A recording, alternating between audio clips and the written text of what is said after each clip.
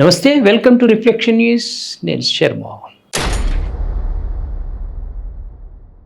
బంగ్లాదేశ్ దాదాపు ఏడాదిన్నరగా కొనసాగుతున్న రాజకీయ అస్థిరతకు తెరపడింది. దేశ 13వ సార్వత్రిక ఎన్నికల్లో బంగ్లాదేశ్ నేషనలిస్ట్ పార్టీ బిఎన్పి ఘన విజయం సాధించింది.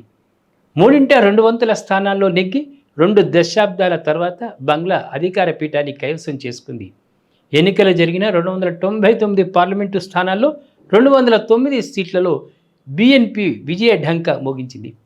పాకిస్తాన్లో అత్యంత సన్నిహిత సంబంధాలున్న మతతత్వ పార్టీ జమాతియే ఇస్లామీ 68 స్థానాలతో 2వ స్థానంలో నిలిచింది. మాజీ ప్రధాని ఖలీదా జియా కుమారుడు బిఎన్పి చైర్మన్ తారిక్ రెహమాన్ దేశ నూతన ప్రధానమంత్రిగా బాధ్యతలు చేపట్టే అవకాశం ఉంది. చివరిసారిగా బిఎన్పి 2001లో అధికారంలోకి వచ్చింది. 2006 వరకు కొనసాగింది. ఆ తర్వాత జరిగిన ఎన్నికల్లో షేక్ హసీనా నేతృత్వంలోని అవామీ లీగ్ పార్టీయే నెగ్గుతూ వచ్చింది. 2024 ఆగస్టులో జరిగిన విద్యార్థుల ఉద్యమంలో హసీనా ప్రభుత్వం కుప్పకూలిన సంగతి తెలిసిందే. అప్పటి నుంచి మహమ్మద్ యూనస్ నేతృత్వంలో తాత్కాలిక సలహా మండలి బంగ్లా పాలనను పర్యవేక్షిస్తూ వచ్చింది. గురువారం జరిగిన ఎన్నికల్లో 59.44% పోలింగ్ నమోదైందని ఎన్నికల సంఘం తెలిపింది. ఎన్నికలతో పాటు జూలై నేషనల్ చార్టర్గా పరిగణించి 84 పాయింట్ల సంస్కరణల ప్యాకేజీ పైన రెఫరెండం జరిగింది. సంస్కరణలకు అనుకూలంగా 60.26% ప్రజలు ఓటేశారని ఎన్నికల సంఘం సీనియర్ కార్యదర్శి అహ్మద్ అఖ్తర్ తెలిపారు.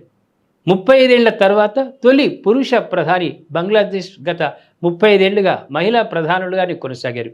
ఈ కాలంలో అవామీ లీగ్ అధినేత షేక్ హసీనా, బిఎన్పి చైర్మన్ ఖలీదా జియాలే దేశానికి నాయకత్వం వహించారు. ఇప్పుడు తారిక్ రెహమాన్ ప్రధానిగా బాధ్యతలు చేపడితే 35 ఏళ్ల తర్వాత ఆ పదవిని అధిష్ఠించిన తొలి బంగ్లా పురుష ప్రధానిగా నిలుస్తారు. ఖలీదా జియా కుమారుడైన రెహమాన్ 2008లో బంగ్లా విడిచి వెళ్లారు. 17 ఏళ్ల పాటు బ్రిటన్లో ప్రవాస జీవితం గడిపారు. గతేడాది డిసెంబర్లోనే స్వదేశానికి వచ్చారు. తల్లి మరణించడంతో పార్టీ బాధ్యతలు స్వీకరించి బిఎన్పిని విజయ పథంలో నడిపారు. ఎన్నికల్లో తాను పోటీ చేసిన 2 స్థానాల్లోనూ ఆయన విజయం సాధించారు. ఢాకా 3 నియోజకవర్గం నుంచి బిఎన్పి నేత హిందూ నాయకుడు గయేశ్వర్ చంద్రరాయ్ విజయం సాధించారు. ఆయన తన సమీప ప్రత్యర్థి జమాతియే ఇస్లామీ అభ్యర్థి షాహినూర్ ఇస్లాంను 99,163 ఓట్లతో ఓడించారు. జమాత్ తరఫున పోటీ చేసిన ఏకైక హిందూ అభ్యర్థి కృష్ణనంది కుల్లా ఒక నియోజకవర్గంలో ఓడిపోయారు. ఈ ఎన్నికలో 7 మహిళలు విజయం సాధించారు. ఇందులో బిఎన్పి నుంచి 6 ఉన్నారు. మరో మహిళా స్వతంత్ర అభ్యర్థిగా పోటీ చేసి నెగ్గారు. హసీనా ప్రభుత్వాన్ని పడగొట్టిన విద్యార్థుల ఉద్యమంలో కీలక పాత్ర పోషించిన నేషనల్ సిటిజన్ పార్టీ కేవలం 6 స్థానాలకే పరిమితమైంది. మతతత్వ పార్టీ జమాతో ఆ పార్టీ పొత్తు పెట్టుకొని ఎన్నికల్లో పోటీ చేసింది. రెహమాన్కు మోదీ ఫోన్ బంగ్లా ఎన్నికల్లో విజయం సాధించిన బిఎన్పి చైర్మన్ తారిక్ రెహమాన్కు శుక్రవారం భారత ప్రధాని మోదీ ఫోన్ చేసి అభినందించారు.